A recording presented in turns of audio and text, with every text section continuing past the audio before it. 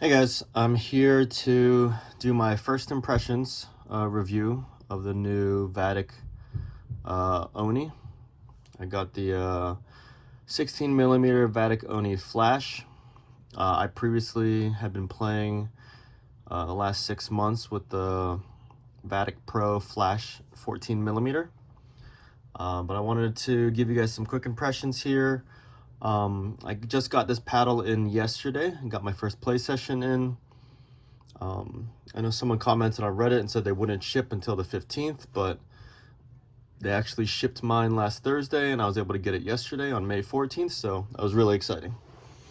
Anyways, to get right into it, really cool. This cover here does have a Oni symbol right here for the new Oni line. As soon as I opened the package, one of the first things I noticed was, of course, the really cool dragon design for the launch edition. It came in some really nice packaging. It was a bubble wrap envelope. I gave some pretty good cushioning to prevent any damage while it was, being transported here.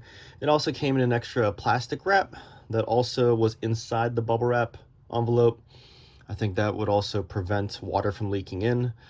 Even though the bubble wrap envelope was already really nicely sealed, the additional plastic wrap or plastic covering, I guess, would prevent the water from getting in any further.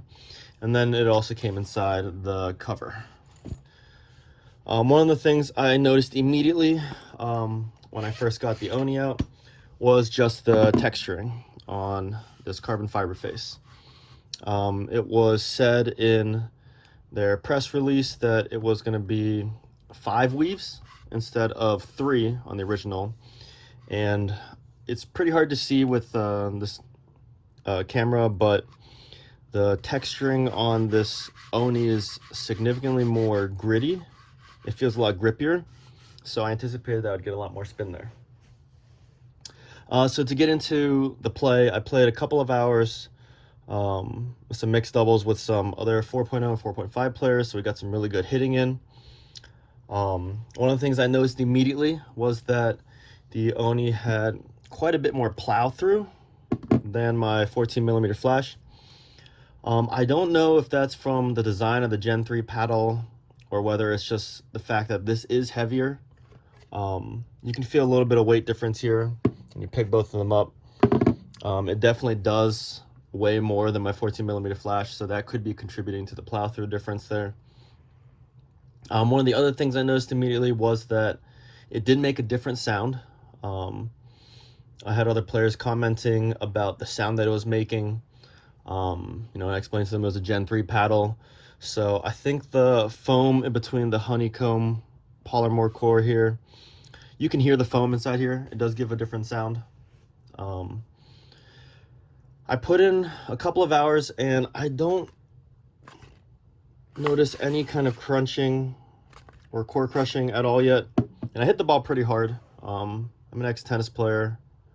Played all through high school and some of college, and I do hit my drives pretty hard along with my overheads, my serves, so I'll definitely keep you guys up to date on that, but no core crushing so far. Another thing I noticed was that there definitely is a good amount of spin. I feel like more than my 14 millimeter flash, which is already great with the spin. One thing I noticed was that on my slice returns, I did slice a couple returns out. They went a little bit deeper than I was used to. I can't tell if that's the paddle in terms of the way it's constructed, or whether it was because of the extra spin. With all that backspin coming off my slice return, it does cause the ball to float. And with more spin, I would expect it to float a little bit further. This is also the same effect that I saw when I was hitting my inside out forehand drive. So when I was on the left half of the court and I was hitting some inside out drives back to the returner that was still coming to the net, I did spray a couple of those inside out forehands to the right, a little bit wide of the court. But that's also consistent with the idea that this has more spin. Let me get a ball to show you, but when you're hitting the inside out forehand, the ball tends to spin to the left here as you brush it. So with the ball spinning this way, it did seem to drift a little bit more to the right. So that spraying it out right there, I would think is consistent with the additional spin. It could just be just more spin than I'm used to, which I think would definitely be a good thing once I got used to it. I don't see that as a negative. I guess another thing that people were concerned about, and myself as well, was just the amount of pop that this paddle had.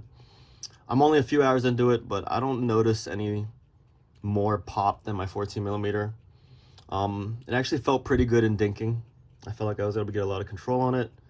Got a lot of spin on it as well. My top spin dinks felt like they were pretty on point there. My top spin drops felt pretty good as well. I did spray a couple of my slice volleys a little bit further than I wanted to go. Again, I'm not sure if that's just because the extra spin was causing it to float a little bit further than I was used to. I guess the only thing I could mention that might be a con is that I did feel like my counter volleys went further than I'm used to. A couple of the counter volleys that I punched on my backhand side went way further than I thought they would. I thought I'd be hitting a nice deep counter punch, and it went flying out. So I'm not sure if that's just the springiness, the trampoline effect of the foam that's in between the polymer cores that is causing it to launch a little bit further than I'm used to.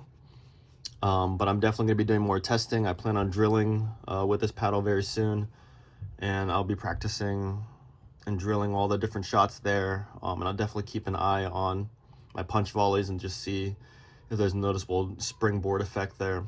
But overall, I felt like the power had more weight to it. Felt like it had more power, more plow through. Felt like it definitely had more spin as well. I didn't have any trouble dinking or dropping the ball yet. I do know that some of the early reviews from other content creators, they did say that there was an issue with the paddle getting hotter and hotter. So that's something I'll definitely be keeping an eye on. But overall, my first impressions is that this Oni paddle does feel like, just feels like an upgraded Gen 2 paddle. If I could sum it up, it feels like a sturdier, more powerful version of my Flash 14 millimeter with more spin, more power, and a little bit less pop. And yeah, I mean, that's just to sum it up. And I really also like, just a little note here, I like that they printed the Vatic Pro orange on this little grip holder here. I think it's a nice flair to it.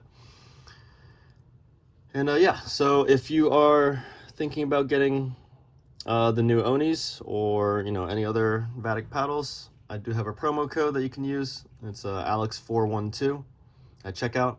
I'll put it in the description below, and if you guys have any other questions regarding this paddle, I'm happy to answer, and I will reply to any comments on this video. And yeah, good luck out there, guys.